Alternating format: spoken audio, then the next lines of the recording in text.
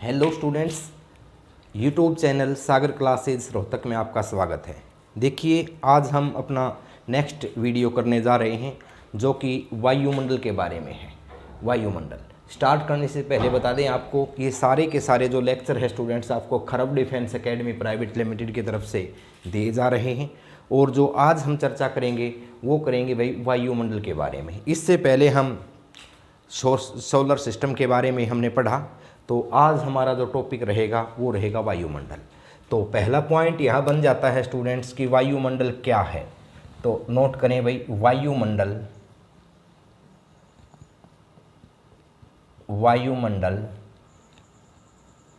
पृथ्वी के चारों ओर गैसों का आवरण है। गैसों का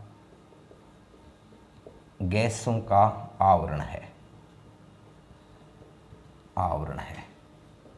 और जैसे मान लिया ये हमारे सामने ये आपकी पृथ्वी है और पृथ्वी के चारों ओर, यहाँ से स्टार्ट कर दो आप, ये चारों ओर जो है ये गैसों का जो आवरण है वही क्या है, वायुमंडल है।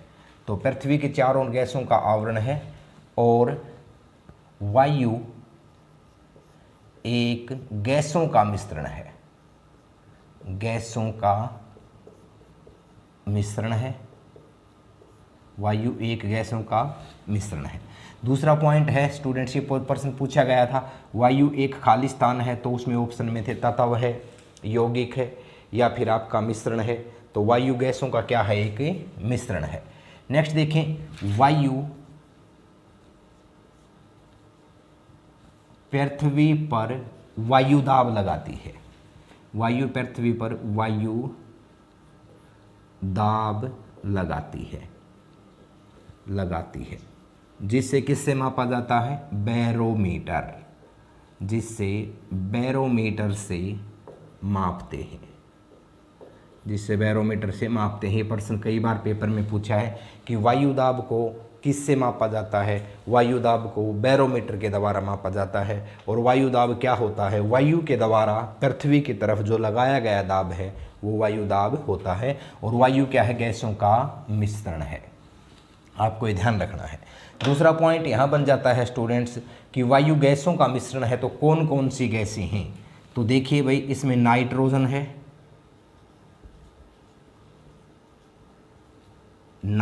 है, इसमें ऑक्सीजन है,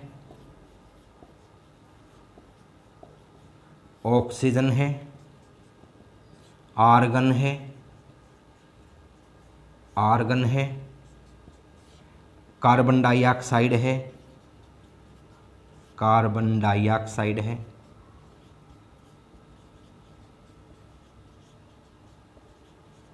ऑक्साइड है, ओजोन है, जल वाष्प प्लस अन्य गैसें हैं। ये है भाई। अब देखें यहाँ से, नाइट्रोजन इसको हम N2 से डिनोट करेंगे, ऑक्सीजन इसको हम O2 से डिनोट करेंगे, आर्गन इसको हम AR से डिनोट करेंगे, कार्बन डाइऑक्साइड इसको हम CO2 से डिनोट करेंगे, ओजोन इसको हम O3 से डिनोट करेंगे, और जल वाष्प जो पानी है वो H2O है, और कम मात्रा में, काफ़ी अल्प मात्रा में अन्य गैसें भी हैं। अब यहाँ से देखें, यहाँ कोई भी इसका रासायनिक सूत्र पूछ लेता है पेपर में तो वो हमें बता देना है। हल्का फुल्का कोई पेपर आता है तो उसमें इस तरह के प्रश्न पूछ लेते हैं कि भाई इस गैस का रासायनिक सूत्र क्या है। नेक्स्ट देखिए भी क्या कहता है। दूसरा, इनकी परसेंटेज आ जाती है स्टूडेंट्स, 78% नाइट्रोजन है, 21% ऑक्सीजन है, 0.93% आर्गन है और 0.03% कार्बन डाइऑक्साइड है और आपका 0.00006% आपका आर्गन है। और जल वाष्प जो है ये 0.04% है, या इसकी जो परसेंटेज है स्टूडेंट्स वो वायुमंडल में अलग अलग जगह पर अलग अलग है। नेक्स्ट देखें, ये वायु इस तरह से स्टूडेंट्स गैसों का मिश्रण है, इसका आप स्क्रीनशॉट ले सकते हैं। अब यहाँ से देखिए, मैं थोड़ा सा विषय को साइंस की तरफ ले जाऊँ तो हर एक गैस का अपना एक अलग महत्व है, अपना एक अलग प्रयोग है। तो वो प्रयोग पेपर में आ जाता है। जिस तरह से मैं नाइट्रोजन की बात करूं स्टूडेंट्स, सबसे पहले हम नाइट्रोजन की बात करते हैं। तो नाइट्रोजन में पहली चीज़ देखें भाई, गाड़ियों के टायरों में नाइट्रोजन गैस का प्रयोग होता है। गाड़ियों के टायरों में नाइट्रोजन गैस का प्रयोग होता है। दूसरा स्टूडेंट्स यहाँ से आपको बता दें, खाद्य सामग्री की पैकिंग में, खाद्य सामग्री की पैकिंग, खाद्य सामग्री की पैकिंग में इसका प्रयोग होता है। नेक्स्ट है इसका प्रयोग भाई आपका, खाद्य सामग्री की पैकिंग में इसका प्रयोग होता है। और सांड के वीर्य को तरल नाइट्रोजन में सुरक्षित रखते हैं। तरल नाइट्रोजन में सुरक्षित रखते हैं।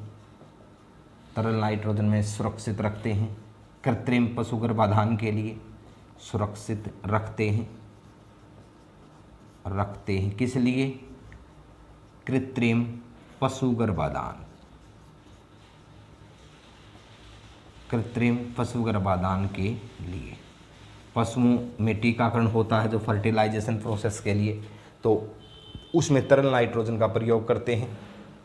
खाद्य सामग्री की पैकिंग, कुरकुरे चिप्स वगैरह हैं, इनमें भी नाइट्रोजन गैस होती है। और गाड़ियों के टायरों में। नेक्स्ट देखें भाई, इसका प्रयोग जो है वो आपका बल्ब में प्रयोग किया जाता है। बल्ब में प्रयोग होता है। बल्ब में प्रयोग होता है। तो ये प्रयोग जो है स्टूडेंट्स नाइट्रोजन गैस के किए जाते हैं। नेक्स्ट इसको हम साफ कर देते हैं, स्क्रीनशॉट ले सकते हैं आप, नाइट्रोजन गैस के प्रयोग कौन कौन से हैं। इसके बाद में हम ऑक्सीजन के प्रयोग पढ़ेंगे भाई, ऑक्सीजन के प्रयोग। तो देखें ऑक्सीजन के प्रयोग, तो एक तो पहला जो ऑक्सीजन का प्रयोग है ये आपको पता ही है, वर्तमान में डिमांड चली हुई है ऑक्सीजन के प्रयोग की भाई। श्वसन में इसका प्रयोग किया जाता है। श्वसन में प्रयोग होता है।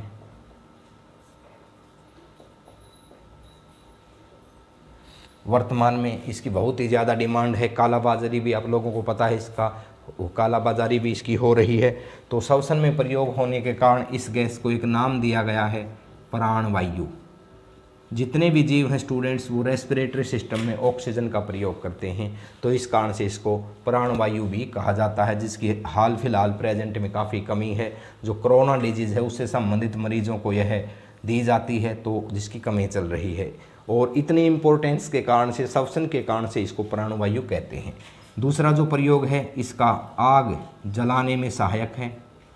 आग जलाने में सहायक। देखिए ज्वलनशील गैस नहीं है, यहाँ पर मैं क्या कहूँगा, ज्वलनशील गैस नहीं है। ये प्रश्न पूछा जाता है, क्या ऑक्सीजन ज्वलनशील गैस है? तो नहीं, ऑक्सीजन ज्वलनशील गैस नहीं है, केवल आग जलाने में सहायक है। इसके खोजकर्ता जो थे वो प्रिस्टले थे भाई। खोजकर्ता पूछ सकता है, डिमांड ज़्यादा है इसकी आजकल, तो प्रिस्टले, जॉनसन प्रिस्टले इसके खोजकर्ता थे ऑक्सीजन के। तो ये 2 पॉइंट आपको ऑक्सीजन के बारे में ध्यान रखने हैं। आग जलाने में सहायक होती है, विदाउट ऑक्सीजन आग नहीं जल सकती। आप जब छोटी क्लासों में थे, 8th क्लास में एक प्रयोग आता था कि भी एक मोमबत्ती लीजिए, एक मोमबत्ती लीजिए, इसको एक गिलास से कवर कीजिए, थोड़ी सी देर में देखेंगे मोमबत्ती बुझ जाएगी। क्यों बुझ जाएगी? क्योंकि ऑक्सीजन इसके अंदर समाप्त हो गई। तो विदाउट ऑक्सीजन स्टूडेंट्स दहन संभव नहीं है। ऑक्सीजन आग जलाने में सहायक है, लेकिन स्वयं ज्वलनशील गैस नहीं है। यदि हम LPG सिलेंडर की तरह से ऑक्सीजन के सिलेंडर में कार्बोनेटर लगा के इसको जलाएंगे तो जले नहींगी। ये चीज़ है, आपको ध्यान रखना है। प्रश्न ये ऐसे बनता है, निम्न में से कौन सी गैस ज्वलनशील गैस नहीं है? तो उसमें स्टूडेंट्स आपका ऑक्सीजन आएगा। तो वैसे ऑक्सीजन जलाने में सहायक है, लेकिन ज्वलनशील गैस नहीं है, ये आपको ध्यान रखना है। इसके बाद में देखिए भी कार्बन डाइऑक्साइड के प्रयोग, मैं यहाँ CO2 के प्रयोग लिख रहा हूँ। CO2 का प्रयोग, CO2 का प्रयोग आग बुझाने में प्रयोग की जाती है। CO2 आग बुझाने में, आग बुझाने में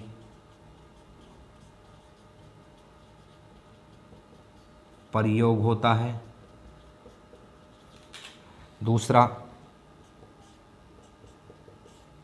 शुष्क बर्फ, ड्राई आइस, शुष्क बर्फ ठोस CO2 का उदाहरण है। ठोस CO2 का उदाहरण है, ये भी आपको ध्यान रखना है। शुष्क बर्फ ठोस CO2 का उदाहरण है। तीसरा, प्रकाश संश्लेषण में काम आती है। प्रकाश संश्लेषण, फोटोसिंथेसिस प्रोसेस, प्रकाश संश्लेषण में CO2 गैस का प्रयोग होता है, प्रकाश संश्लेषण में काम आती है। देखिए भाई, बहुत ही ज़रूरी है स्टूडेंट्स, प्रकाश संश्लेषण में काम आती है। पेड़ पौधे आपको पता है वायुमंडल से कार्बन डाइऑक्साइड लेते हैं और ऑक्सीजन छोड़ते हैं, तो फोटोसिंथेसिस प्रोसेस के दौरान ही यह क्रिया होती है। तो फोटोसिंथेसिस के लिए भी कार्बन डाइऑक्साइड प्रयोग में लाई जाती है। नेक्स्ट, ग्लोबल वार्मिंग के लिए उत्तरदायी है। ग्लोबल वार्मिंग या भू उष्णता बोलेंगे इसको, ग्लोबल वार्मिंग या भू उष्णता, भू उष्णता में CO2 उत्तरदायी है, उत्तरदायी है, जो कि एक निश्चित मात्रा के लिए ज़रूरी भी है और ज़्यादा हो तो हानिकारक भी है, तो ये आपको ध्यान में रखना है। आग बुझाने में कार्बन डाइऑक्साइड का प्रयोग होता है। शुष्क बर्फ ठोस CO2 का उदाहरण है, प्रकाश संश्लेषण में काम आती है और ग्लोबल वार्मिंग या भू उष्णता में काम आती है। ठंडे पेय पदार्थों में CO2 होती है, ठंडे पेय पदार्थों में CO2 होती है, CO2 होती है। ठंडे पेय पदार्थों में कौन सी गैस होती है? CO2 होती है, ये आपको ध्यान में रखना है। तो ये CO2 के उदाहरण हैं। ओजोन जो परत है स्टूडेंट्स, ओजोन मंडल में है, ये समताप मंडल में है ओजोन परत, इसके अपने यूज हैं, इनको हम मंडल करेंगे उसके बाद उस समय बताएंगे। जलवाष्प जो है वो ये वायु में नमी बनाए रखता है, वायु में नमी बनाए रखता है, वायु में नमी की मात्रा, वायु में नमी की मात्रा को मेंटेन करता है, जलवाष्प मात्रा को बनाए रखता है, बनाए रखता है। तो ये हो गए स्टूडेंट्स आपका गैसों के प्रयोग। कौन सी गैस का प्रयोग कहाँ होता है, तो कई बार ये पेपर में आ जाता है। आर्गन का प्रयोग मैं यहाँ लिख रहा हूँ स्टूडेंट्स, आर्गन का प्रयोग बल्ब में होता है। आर्गन का प्रयोग किस में होता है? बल्ब में प्रयोग होता है, बल्ब में प्रयोग होता है। बल्ब बनाया किसने था? तो बल्ब बनाया था स्टूडेंट्स थॉमस एल्वा एडिसन ने, Thomas Alva Edison, Thomas Alva Edison ने बल्ब को बनाया था। और भाई बल्ब में फिलामेंट किस धातु का होता है? तो टंगस्टन, टंगस्टन धातु का फिलामेंट होता है, फिलामेंट होता है। दूसरा प्रश्न पूछ लेता है क्यों होता है? क्योंकि इसका मेल्टिंग पॉइंट हाई होता है, उच्च होता है, उच्च होता है। कितना होता है? तो 3500 डिग्री सेल्सियस। ये 4 प्रश्न आपको बल्ब के बारे में ध्यान रखने हैं। बल्ब बनाया किसने था? थॉमस एल्वा एडिसन ने बनाया था। बल्ब में फिलामेंट किस धातु का होता है? तो टंगस्टन धातु का होता है। क्यों होता है? क्योंकि इसका मेल्टिंग पॉइंट जो है, क्वथनांक जो आपका गलनांक बिंदु जो है वो उच्च होता है। अब उच्च होता है तो कितना होता है? 3500 डिग्री सेल्सियस से होता है। और बल्ब में कौन सी गैस का प्रयोग होता है? बल्ब में जो है आपकी आर्गन गैस का प्रयोग होता है। वर्तमान में स्टूडेंट्स बल्ब में आप नाइट्रोजन का प्रयोग भी कर सकते हैं। दूसरी चीज़ देखो, अब CFL का ज़माना है, CFL और LED का ज़माना है।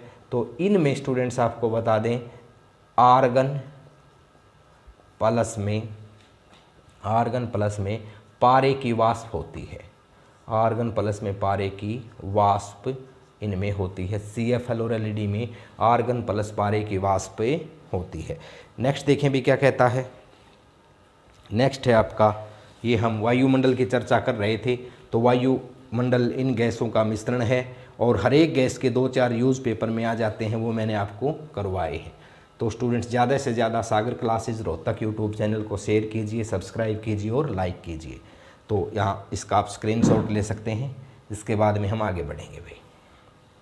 तो देखें, इसको साफ़ कर लेते हैं। अब मैं वायुमंडल की चर्चा करूंगा। तो स्टूडेंट्स देखें, वायुमंडल की मैंने पृथ्वी से ऊपर की तरफ 5 परतें लिखवाई हैं। वायुमंडल की पृथ्वी से ऊपर की तरफ जैसे ड्रॉ किया गया है चित्र में। बता दें स्टूडेंट्स, आप अपने नोट्स स्वयं बनाते चलिए, रजिस्टर और पेन लेकर के टॉपिक को देखिए। वैसे इसका कोई बेनिफिट नहीं है, ये यूट्यूब की जानकारी जो है वो साथ साथ में साफ़ हो जाती है। यदि हम इसको अच्छे से कॉपी में नहीं उतारेंगे तो ये साफ हो जाती है धीरे धीरे साथ साथ में ही, और इसका कोई बेनिफिट नहीं रहता है। तो देखें, अब देखें भाई वायुमंडल की परतें चित्र में दिखाया गया है स्टूडेंट्स। वायुमंडल की 5 परतें हैं। ये आपकी पृथ्वी है, पता है आपको कितने डिग्री झुकाव है, 23.5 डिग्री इसका अपने अक्ष तल पर झुकाव है। ये 23.5 डिग्री ऊपर की तरफ ये आपकी कर्क रेखा दर्शाई गई है, नीचे की तरफ ये आपकी मकर रेखा दर्शाई गई है, ये बीच में आपकी जो है वो विषुवत रेखा या भूमध्य रेखा दर्शाई गई है। तो ये पृथ्वी है। पृथ्वी के ऊपर की तरफ 5 परतें हैं भाई। पहली जो परत है स्टूडेंट्स वायुमंडल की, पहली जो परत है उसको अक्षोभ मंडल या ट्रोपोस्फियर कहते हैं। यदि इसकी ऊंचाई की मैं बात करूं, ध्यान से अपने एक एक बात ध्यान से नोट करनी है स्टूडेंट्स। ऊंचाई की बात करूं तो 0 से स्टार्ट होके 8 व 18 किलोमीटर तक इसकी ऊंचाई है। 8 किलोमीटर कहाँ पर है? 8 किलोमीटर ध्रुवों पर है। और 18 कहाँ पर है? 18 जो है आपकी विषुवत रेखा पर है, विषुवत रेखा पर है। और औसत कितनी ऊंचाई है इसकी? औसत ऊंचाई जो है वो उसकी 13 किलोमीटर है। ये आपको ध्यान में रखना है। 3 क्वेश्चन यहाँ से बन जाते हैं। अक्षोमंडल या ट्रोपोस्फेयर की ऊंचाई ध्रुवों पर कितने किलोमीटर है? 8 किलोमीटर है। विषुवत रेखा पर कितने किलोमीटर है? 18 किलोमीटर है। और औसत ऊंचाई कितनी है? 13 किलोमीटर है। इसके बाद में समताप मंडल जो है भाई ये आपका 18 से लगभग 60 किलोमीटर तक यह समताप मंडल मिलता है। और भाई आपका मध्य मंडल, समताप मंडल को स्ट्रेटोस्फीयर भी कहा जाता है। मध्य मंडल जो है आपका स्टूडेंट्स बता दें ये 60 से लेकर के 80 किलोमीटर तक प्राय पाया जाता है। और आयन मंडल जो है वो आपका 80 किलोमीटर से 640 किलोमीटर तक पाया जाता है। और जो बाहरी मंडल है वो 640 किलोमीटर से आपका लगभग 10,000 किलोमीटर पाया जाता है। तो उससे ऊपर वैक्यूम आ जाएगा, निर्वात आ जाएगा, उससे ऊपर वायु नहीं है। तो ये इसकी ऊंचाई है। यहाँ से कई बार मंडलों का क्रम भी पूछ लेता है और इंग्लिश के नाम भी पूछ लेता है या किसी मंडल की विशेषता भी पूछ लेता है। अब देखें, हम बारी बारी से स्टूडेंट्स इन मंडलों के बारे में पढ़ेंगे। तो बारी बारी से पहले मैं चर्चा करता हूँ किसकी? अक्षोभ मंडल की। अक्षोभ मंडल पहला मंडल है, अंग्रेजी में ट्रोपोस्फियर बोलते हैं इसको, ट्रोपोस्फियर पहला मंडल है धरातल से अक्षोभ मंडल ट्रोपोस्फियर। ऊंचाई कहाँ तक है? 0 से 8 व 18 किलोमीटर तक, 0 से 8 व 18 किलोमीटर तक। यहाँ पर स्टूडेंट्स वायु का घनत्व सर्वाधिक है। वायु का घनत्व सर्वाधिक है। सबसे अधिक वायु का घनत्व अक्षोभ मंडल में है। वायु का घनत्व यहाँ पे सर्वाधिक है अक्षोभ मंडल में। मौसम से संबंधित घटनाएं घटती हैं। मौसम से संबंधित घटनाएं इसी मंडल में घटती हैं। मौसम से संबंधित घटनाएं इसी मंडल में घटती हैं। और इस कारण से ही इसको संवहन मंडल भी बोलते हैं, संवहन मंडल कहते हैं। मौसम से संबंधित घटनाएं घटती हैं। मौसम से संबंधित कौन सी घटनाएं? जिस तरह से भाई वायु का चलना, वायु का चलना या वाष्पीकरण की घटना या फिर संघनन की घटना या फिर वर्षण की घटना या तीनों से मिलके बन गया आपका कंप्लीट जल चक्कर या फिर ओलावृष्टि इसी मंडल में होती है। आंधी तूफान का चलना, आंधी तूफान चक्रवात आदि इसी मंडल में घटते हैं, ये आपको ध्यान में रखना है। एक चीज़ और भाई, इस मंडल में मैं अक्षोभ मंडल की बात कर रहा हूँ स्टूडेंट्स, ये सारे के सारे पॉइंट आपको अक्षोभ मंडल में नोट करने हैं। इस मंडल में 165 मीटर की ऊंचाई पर 1 डिग्री सेल्सियस तापमान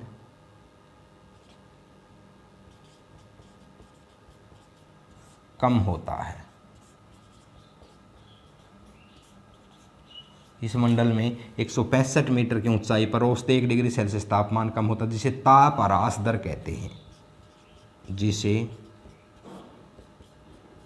ताप ह्रास दर कहते हैं, ताप ह्रास दर कहा जाता है। 165 मीटर पर 1 डिग्री सेल्सियस तापमान क्या हो जाता है, कम हो जाता है। ये बता दें स्टूडेंट्स, तापमान कम होने की जो ये स्थिति है ये मध्य मंडल तक रहती है। मध्य मंडल में तापमान -100 डिग्री सेल्सियस होता है, -100। इसमें तापमान -60 डिग्री सेल्सियस होता है, -60 डिग्री सेल्सियस से होता है। नेक्स्ट देखें भाई, समताप मंडल को ओ अक्षोभ सीमा अक्षोभ मंडल से अलग करती है। नेक्स्ट देखें, ये आपका अक्षोभ मंडल और समताप मंडल, समताप मंडल के बीच अक्षोभ सीमा स्थित है, अक्षोभ सीमा स्थित है, जो दोनों को अलग करती है। अक्षोभ सीमा स्थित है जो दोनों को अलग करती है, जो दोनों को अलग करती है, अलग करती है। ये आपको ध्यान में रखना है। एक स्टूडेंट्स, इस मंडल में हेलीकॉप्टर उड़ाए जाते हैं, इस मंडल में हेलीकॉप्टर उड़ाए जाते हैं।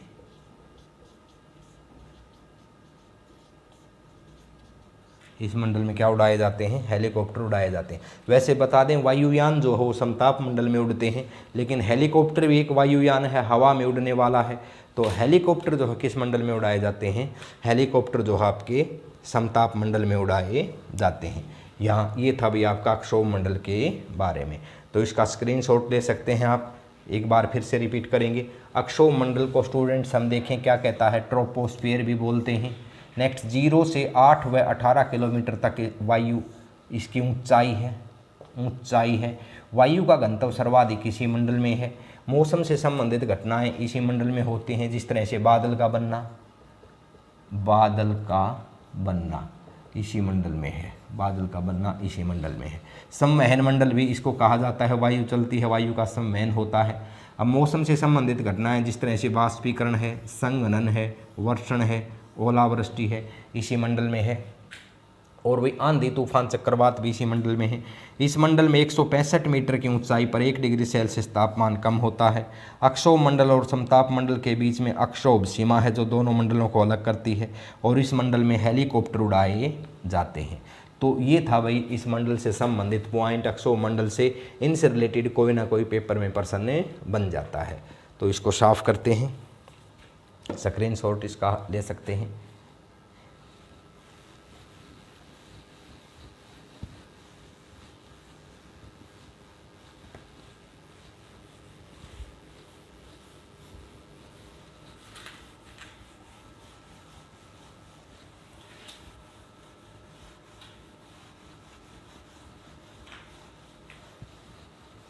नेक्स्ट देखें भी क्या कहता है। इससे अगला मंडल है आपका समताप मंडल। समताप मंडल देखें, एक एक पॉइंट आपको बड़े ध्यान से करना है स्टूडेंट्स।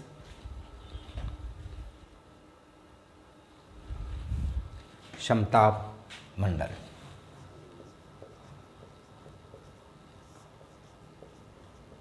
इसको हम बोलते हैं स्ट्रेटोस्फेयर।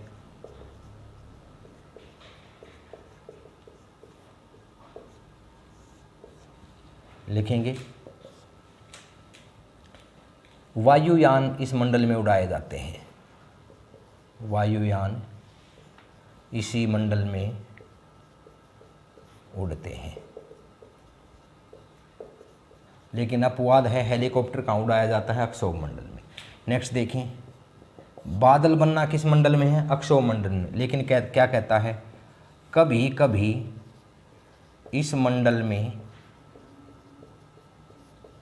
बादल बनते हैं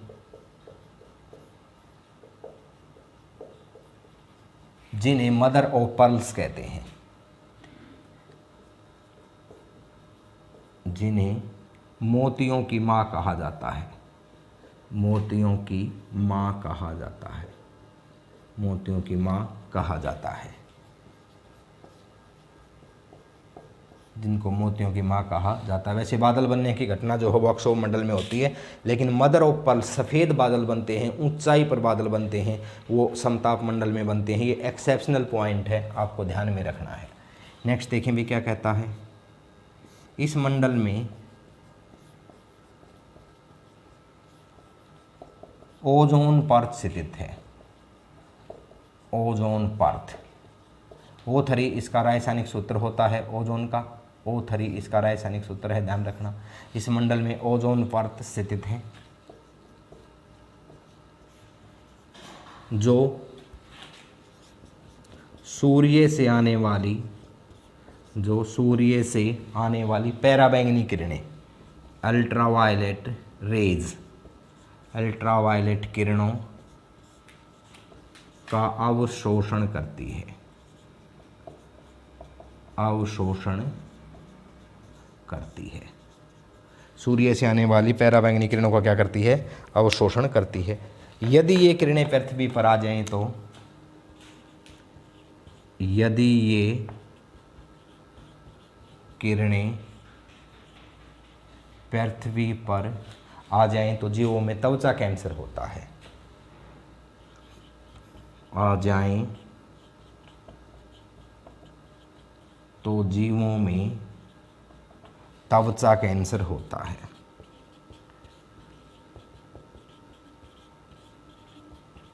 ये आपको ध्यान रखना है। नेक्स्ट देखें, ओजोन की मोटाई, कई बार प्रश्न पूछा जाता है, ओजोन परत की मोटाई, ओजोन परत की मोटाई डाबसन में मापते हैं, डाबसन में मापते हैं। नेक्स्ट, 16 सितंबर को ओजोन संरक्षण दिवस मनाया जाता है, ओजोन संरक्षण दिवस मनाया जाता है।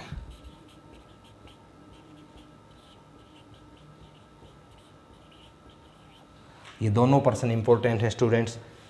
ओजोन की मोटाई किस में मापते हैं? डाबसन में मापते हैं। ओजोन संरक्षण दिवस कब मनाया जाता है? 16 सितंबर को मनाया जाता है। नेक्स्ट देखें, ओजोन परत से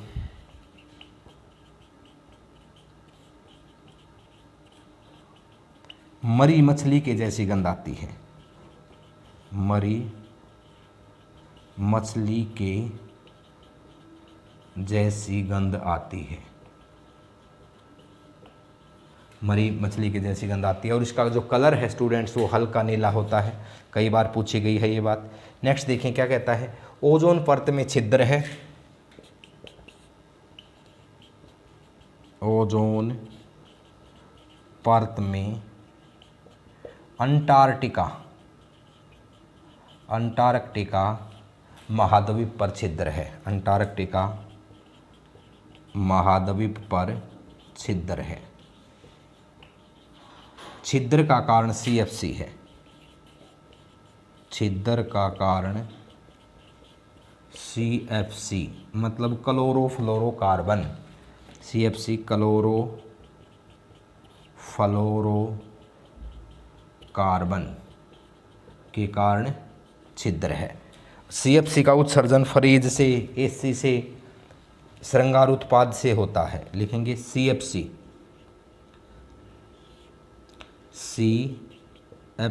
का उत्सर्जन फरीज से,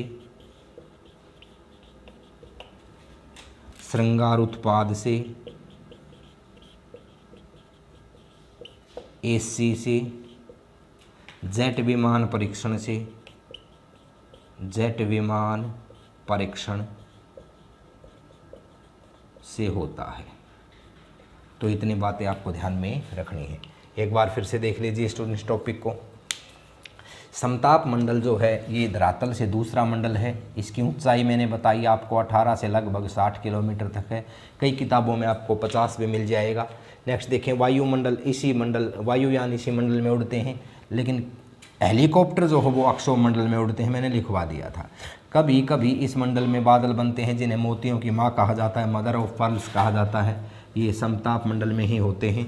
और भाई इस मंडल में आपका ओजोन परत है, O3 इसका ओजोन का रासायनिक सूत्र है, जो सूर्य से आने वाली पैराबैंगनी किरणें, अल्ट्रावायलेट किरणों का अवशोषण करती है। और समताप मंडल को हम इसी कारण से पृथ्वी का सुरक्षा कवच कहते हैं। पृथ्वी का सुरक्षा कवच, पृथ्वी का सुरक्षा कवच कौन सा मंडल है? तो पृथ्वी का सुरक्षा कवच समताप मंडल है, क्योंकि इस मंडल में स्टूडेंट्स ओजोन परत है। और ओजोन परत होने के कारण से जहाँ जहाँ ओजोन परत है स्टूडेंट्स, उसको आयन मंडल के नाम से भी जाना जाता है। बता दें, यहाँ पर बीच में गहराई है, इसमें बीच में गहराई है, बीच में गहराई है, और ऊपर और नीचे थोड़ा सा ये विरल है। और इसी के कारण से यहाँ बीच में तापमान जो है वो आपका स्टार्टिंग पॉइंट के ऊपर तापमान होता है इसमें आपका -60 डिग्री, और बीच में तापमान होता है -5 डिग्री, और फिर लास्ट में तापमान होता है -60 डिग्री। अब लास्ट का और अंत का तापमान समान होने के कारण से जो है इसको समताप मंडल कहा जाता है। बीच में तापमान -60 से बढ़ के -5 आ जाता है, क्योंकि यहाँ पर गहराई ज़्यादा है, किसकी? ओजोन लेयर की। अब गहराई ज़्यादा है तो अल्ट्रावायलेट रेज का अवशोषण भी बीच में ही ज़्यादा होगा। अब बीच में ज़्यादा अवशोषण है तो स्टूडेंट्स वहाँ पर टेम्परेचर थोड़ा सा एक बार बढ़ता है, लेकिन पुनः घटने लग जाता है, और मध्य मंडल में जा कर के आपका -100 डिग्री सेल्सियस तापमान हो जाता है। नेक्स्ट देखें भी क्या कहता है इसकी, यदि ये आपका अल्ट्रावायलेट किरणें पृथ्वी पर आ जाएं तो जीवों में त्वचा कैंसर होने का खतरा रहता है। और भाई इसकी मोटाई को हम डाबसन में मापते हैं, और 16 सितंबर ओजोन संरक्षण दिवस मनाया जाता है। ओजोन परत में मरी मछली के जैसी गंध आती है, हल्का नीला इसका रंग होता है, और ओजोन परत में अंटार्कटिका महाद्वीप पर छिद्र है। छिद्र का कारण स्टूडेंट CFC है, क्लोरोफ्लोरोकार्बन है, और CFC का उत्सर्जन फरीज से, श्रृंगार उत्पाद से, AC से, और जेट विमान परीक्षण से इसका जो है वो उत्सर्जन होता है। तो ये था इसका, आप स्क्रीनशॉट ले सकते हैं। नेक्स्ट देखें भी आपका मध्य मंडल, तो इसको साफ कर देते हैं।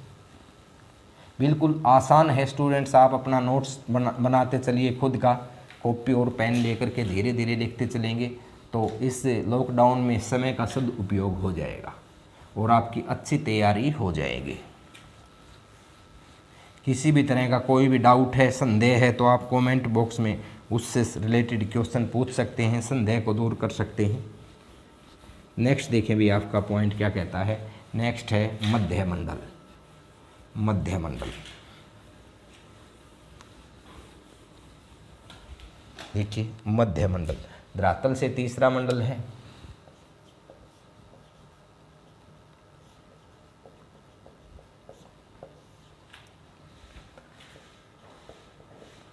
धरातल से तीसरा मंडल है, पहला पॉइंट हो गया।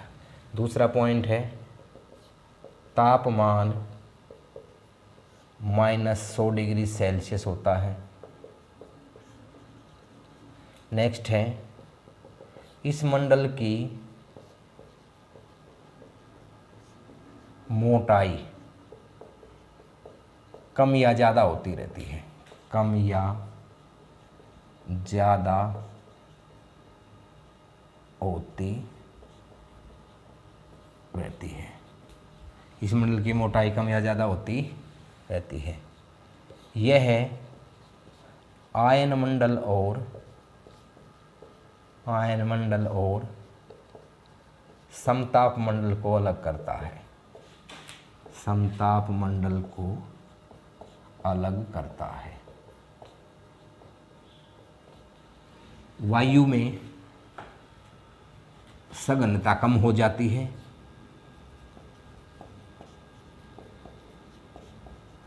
वायु में सघनता कम हो जाती है, ये आपको ध्यान में रखना है। नेक्स्ट देखें भी क्या कहता है। फोर्थ मंडल इतना इम्पोर्टेंट है नहीं, ये कई किताबों में इसको दिखाया भी नहीं गया है, तो लेकिन हम क्रमबद्ध तरीके से कर रहे हैं। तो पहले अक्षोभ मंडल, फिर समताप मंडल, फिर आपका मध्य मंडल, उसके बाद में आयन मंडल, उसके बाद में बाहरी मंडल क्रम में कर रहे हैं। नेक्स्ट देखिए भी आयन मंडल, यहाँ से एक ही पर्सन सबसे ज़्यादा इम्पोर्टेंट है स्टूडेंट्स आयन मंडल से। आयन मंडल लिखेंगे, दूर संचार विभाग इसी मंडल के कारण काम करता है। दूर संचार विभाग आपका इंटरनेट है, मोबाइल है, रेडियो है, टीवी है, ये सारे के सारे दूर संचार विभाग, दूर संचार के साधन हैं, दूर संचार विभाग इसी मंडल के कारण काम करता है, इसी मंडल के कारण काम करता है, ये आपको ध्यान में रखना है। नेक्स्ट देखिए, इसमें 3 प्रकार की परत होती हैं, इसमें 3 प्रकार की परतें हैं, डी, ई और एफ, जो कि अलग अलग प्रकार की वेव्स को रिफ्लेक्ट करती हैं। 5वां जो है स्टूडेंट्स बाहरी मंडल। बाहरी मंडल सबसे कम वायु का घनत्व इसी में है, सबसे कम वायु का घनत्व इसी मंडल में है।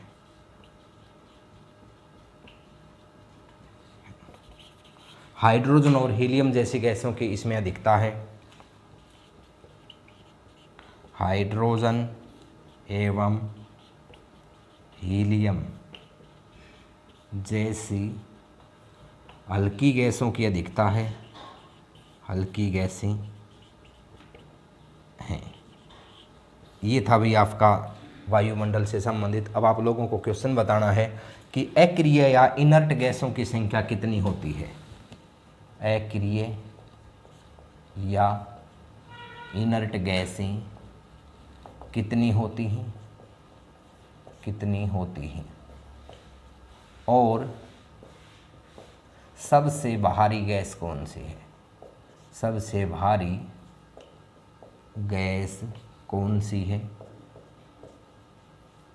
जो प्राय वायुमंडल में नहीं होती, जो प्राय वायुमंडल में नहीं होती। ये 2 क्वेश्चन आपको कमेंट बॉक्स में बताने हैं। वो भूकंप के समय रिलीज होती है स्टूडेंट्स, आपको थोड़ी ही मैं हिंट दे देता हूँ। तो वो कौन सी गैस है जो सबसे भारी है और भूकंप के समय ही रिलीज होती है, और इनर्ट या अक्रिय गैसों की संख्या कितनी होती है। ये 2 प्रश्न आपको इनका आंसर कमेंट बॉक्स में देना है। तो एक बार फिर से देख लीजिए, मध्य मंडल धरातल से तीसरा मंडल है। वायुमंडल, इसमें तापमान जो है वो -100 डिग्री सेल्सियस होता है। और वही इसके बाद में आयन मंडल लिखे। एक चीज़ और भाई, यहाँ पर तापमान जो है वो तेज़ी से बढ़ता है, यहाँ पर आयन मंडल में तापमान तेज़ी से बढ़ता है। मध्य मंडल तक तो ये जो रहता है आपका कम होता है, लेकिन जैसे ही मध्य मंडल से ऊपर जाएंगे तापमान तेज़ी से बढ़ना शुरू हो जाता है। इन दोनों को मिला के तापमंडल भी कहा जाता है। नेक्स्ट देखें भी, दूर संचार विभाग इसी आयन मंडल के कारण काम करते हैं। हमारे उपग्रह जो है वो इसी मंडल के कारण काम करते हैं। बाहरी मंडल ये सबसे कम वायु का घनत्व ऊपर वाला मंडल है, और इसकी ऊंचाई कहाँ तक होती है, लगभग 640 से 10,000 किलोमीटर तक, 10,000 किलोमीटर तक इस मंडल की ऊंचाई होती है। तो ये था स्टूडेंट्स आपका टॉपिक वायुमंडल, जो कि फिनिश होता है। इससे रिलेटेड कोई भी क्वेश्चन आपका रहता है तो आप कमेंट बॉक्स के माध्यम से पूछ सकते हैं। चैनल को स्टूडेंट्स ज़्यादा से ज़्यादा शेयर कीजिए, सब्सक्राइब कीजिए। एक बार मैं आपको फिर बता दूं, ये लेक्चर जो है आपको खरब डिफेंस एकेडमी की तरफ से दिए जा रहे हैं। धन्यवाद स्टूडेंट्स। जय हिंद, जय भारत।